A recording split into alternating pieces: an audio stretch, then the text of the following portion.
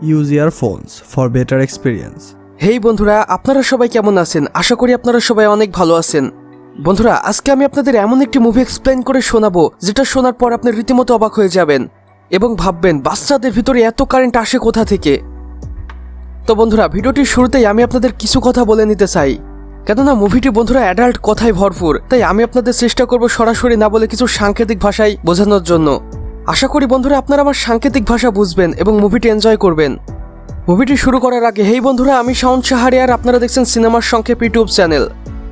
তো চলুন বন্ধুরা, hot attractive interesting movie summer of 24 এর এক্সপ্লেনেশন শুরু করা যাক।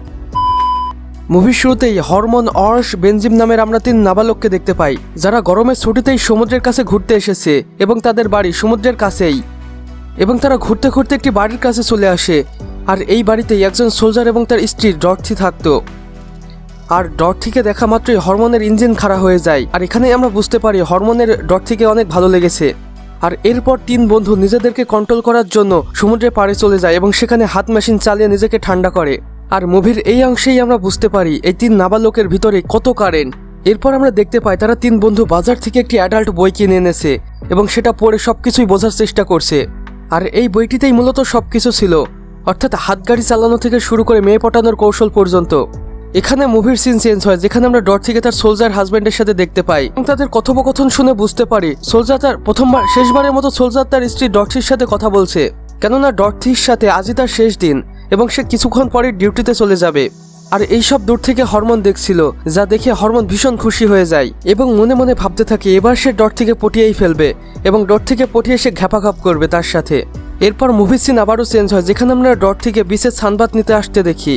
আর অপরদিকে হরমোনরা যেহেতু ডরথির উপর নজর রাখছিল, তাই তারাও সেখানে চলে যায় এবং অস্কি ও বেনজি হরমোনকে ডরথির সাথে কথা বলার জন্য পাঠিয়ে দেয় জোরপূর্বক। কিন্তু বন্ধুরা, বন্ধু সমাজে যা হয় আর কি, হরমোন যখন ডরথির সাথে কথা বলার উদ্দেশ্যে যায় তখন পিছন থেকে অর্শ এবং বেনজি এই যেমন এই ভার্বে হরমোন, বলদ হরমোন ইত্যাদি ইত্যাদি। আর এই কথা শুনে হরমোন ডরথির সাথে কোনো কথা না বলেই সেখান থেকে পালিয়ে আসে এবং বন্ধুদের মারতে শুরু করে। এরপর মুভি সিন আবারও চেঞ্জ হয়, যেখানে আমরা দেখতে পাই ডরথি বাজার করে আসছে এবং ডরথি অনেক মালপত্র কেনার পর সে আর সেই মালপত্রগুলোকে গুছিয়ে আনতে পারছে না। আর ডরথির এমন নাজেহাল অবস্থা দেখে হরমোন মনে মনে ভাবে এটাই সময় ডরথির কাছে যাওয়া। তাই হরমোন দ্রুত ডরথির কাছে যায় এবং তাকে সাহায্য করে এবং নিজ দায়িত্বে ডরথির মালামালগুলো ডরথির বাড়িতে পৌঁছে দেয় এবং ডরথিও হরমোনকে ধন্যবাদ জানায় এবং সাথে এক কাপ কফিও খাওয়ায়, যা হরমোনের জন্য কোনো ঈদের দিনের আনন্দের থেকে একদমই কম ছিল না। এরপর আমরা হরমোন এবং ডরথির ভিতর কথোপকথন দেখতে পাই, যেখানে ডরথি হরমোনকে বিভিন্ন কিছু জিজ্ঞাসা করতে থাকে এবং এক পর্যায়ে ডরথি যখন হরমোনকে জিজ্ঞাসা করে তুমি বড় হয়ে কি হতে চাও, তখন হরমোন মনে মনে ভাবে এটাই সুযোগ। সে বলে বসে আমি বড় হয়ে আর্মি হতে চাই এবং নিজেকে বড় প্রমাণ করার জন্য ডরথির সামনে নিজের সম্পর্কে প্রশংসা করতে থাকে, আর যেটা কোনো মেয়ে মানুষ দেখলে অবশ্য আমরাও করে থাকি। এরপর আমরা দেখতে পাই হরমোন ডরথির বাড়ি থেকে বেরিয়ে গেছে এবং তারা তিন বন্ধু আবারও এক জায়গায় হয়েছে। আর এখানে ওরা তিন বন্ধু প্ল্যান করছে আজ রাতে তারা সিনেমা দেখতে যাবে। ওরা যেহেতু সিনেমা দেখতে যাবে তাই সাথে তিনটা মেয়েও লাগবে। এরপর আমরা দেখতে পাই তারা সিনেমা হলে চলে গিয়েছে এবং তাদের সাথে তিনটি মেয়েও রয়েছে। এরপরে আমরা দেখতে পারি সেই দিন ডরথিও সিনেমা হলে সিনেমা দেখার উদ্দেশ্যে গিয়েছে, আর যেটা হরমোনের জন্য একদমই ঈদের আনন্দের থেকে কোনো অংশেই কম নয়। এবং ডরথি হরমোনকে বলে আমার বাড়িতে কিছু কাজ আছে, তুমি কি কাল এসে সেই কাজগুলো করে দিতে পারবে? আর হরমোন যেহেতু মনে মনে এটাই চাচ্ছিল, তাই সে দ্রুত রাজি হয়ে যায়। আর এবার আমরা দেখতে পাই তারা হলের ভিতর মুভি দেখার উদ্দেশ্যে ঢুকে পড়েছে এবং অস্কার ও এলিনা চুটিয়ে রোমান্স করছে, যেখানে অস্কার এলিনার লেবু চিপে দেয় তো এলিনা ও অস্কারের লজেন্স চুষে দেয়।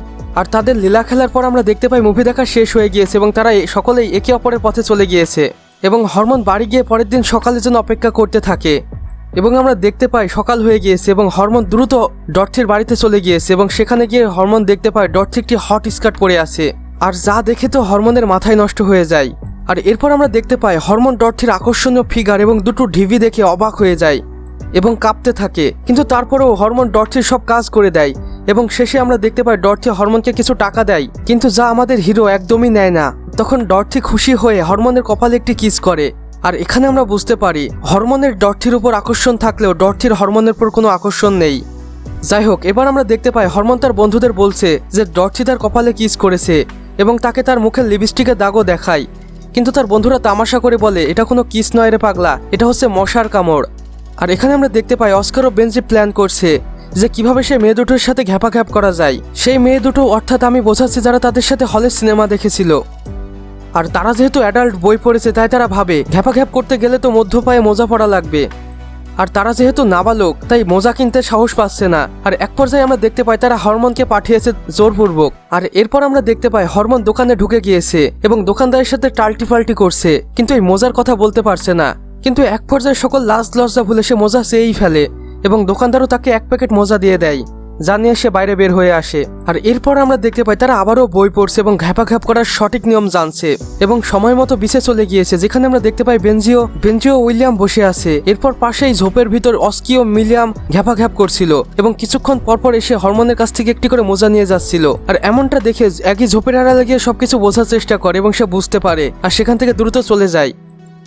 আর এরপর মুভির সিন চেঞ্জ হয় এবং এখন আমরা দেখতে পাই হরমোন এক রাতে ডর্থির সাথে দেখা করতে এসেছে তার বাড়িতে।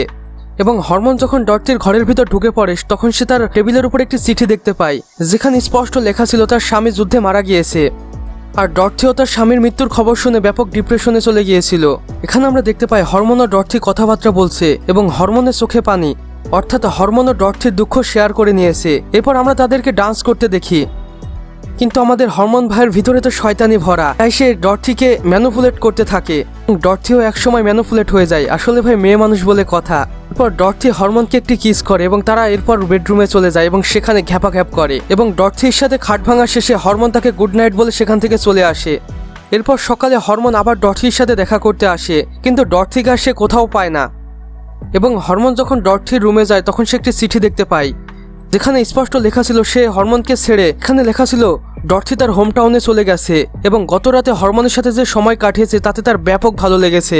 এবং ডর্থি এটাও লিখেছে সে হরমোনকে কখনোই ভুলতে পারবে না। আর এরপর হরমোন আর ডর্থির দ্বিতীয়বার কখনোই দেখা হয়নি।